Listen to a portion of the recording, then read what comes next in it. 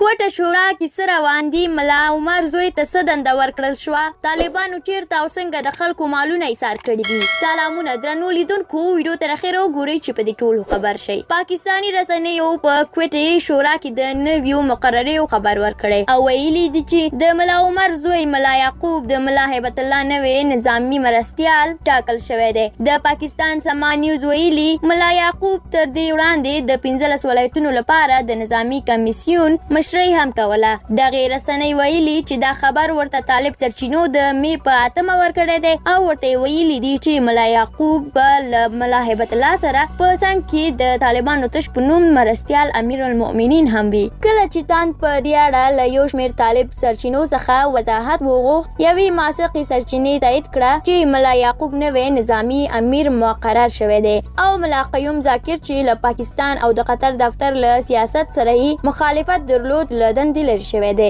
دغه سرچینه د نوم نه ښودلو په شرط وایي ملا فاضل اخوند له دوحې څخه څه موده وړاندې کوټې ته د همدې لپاره تللی و چې ملا ذاکر پخلا کړي، خو په دې خبره بریالي نشول او بالاخره د طالبانو د یو قومندان په کور کې د ملا ذاکر د پخلا کولو په یوه جرګه کې چاودنه هم وشوه چې په خپله ملا ذاکر پکې سخت ټپي شوی دی. سرچینه وایي طالبانو ګڼې مقررۍ او تبدیلۍ د دې لپاره کړي دي چې د سولې په اړه د دوی ترمنځ اختلافات زیات شوي دي او ګڼ لوري د لارې بیلولو په لټه کې دي. په همدې حال کې د افغان حکومت استخباراتي چینلونو هم تاند ته تایید کړه چې له اوږدې مودې راهیسې د ملا ذاکر د لرې کولو او پر ځای د ملا یعقوب د مرستیال امیر ټاکلو لپاره د طالب مشرانو ترمنځ مشورې روانې وي او دوی دا بهیر له وخته څارلی دی. د افغانستان استخباراتي سرچینې وایي ملا یعقوب تېره ورځ نه بلکې څه موده وړاندې د طالبانو مرستیال نظامي مشر ټاکل شوی او ټولو جنګیالیو ته دا پریکړه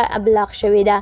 بلخوا د فاریاب والي وایي طالبانو له یوې اونۍ راهیسې له ترکمنستانه رالیږل شوي د بشري مرستو محموله یرغمل نیولې ده او لاره نه ورکوي چې میمونې ته ورسول شي. د فاریاب والي نقیب الله فایق وایي 8 ورځې وشوي چې طالبانو د مرستې په شیرین تګاب کې نیولې دي او ډیر خوراکي توکي پکې د خسا کېدو له خطر سره مخ دي. نوموړی وایي د طالبانو دا کار بشري جنایت دی ځکه د مرستو یو لوی موټر طالبانو خپلې نظامي قرارګاه ته ستون کړی تش کړی دی او 4 نور موټر یې لمر ته ودرولي دي. په دې موټرو کې سبزي، ترکاري او د چرګانو هګۍ هم دي چې کېدای شي خرابې شوي وي. 8 ورځې وړاندې له ترکمنستان څخه د بشري او خوراکي مرستو 6 واګونونه د اقینې په بندر افغانستان ته راواوښتل، خو طالبانو د شیرین تګاب پر لاره د دغو مرستو کاروان ایثار کړی. په دغو مرستو کې 15 تنه رومیان، 20 تنه ترکاري، 20 تنه ګازرې، 8 تنه بسکیټ او چاکلیټ،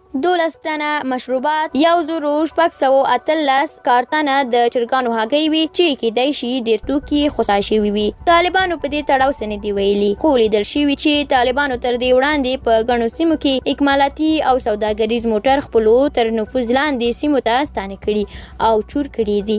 درنو لیدونکو، ډېره مننه چې ویډیو مو تر پایه ولیدله. که ویډیو مو خوښه شوې وي لایک کړئ. که د طالبانو د داسې کار په اړه کوم نظر لري زموږ سره شریک کړئ. د همداسې نورو ویډیوګانو د لیدلو لپاره هم زموږ یوټیوب چینل سبسکرایب کول درنه هیر نشي. تر بلې ویډیو هر چیرته چې یاست خوشحاله او آباده اوسئ. الله مو مل شه.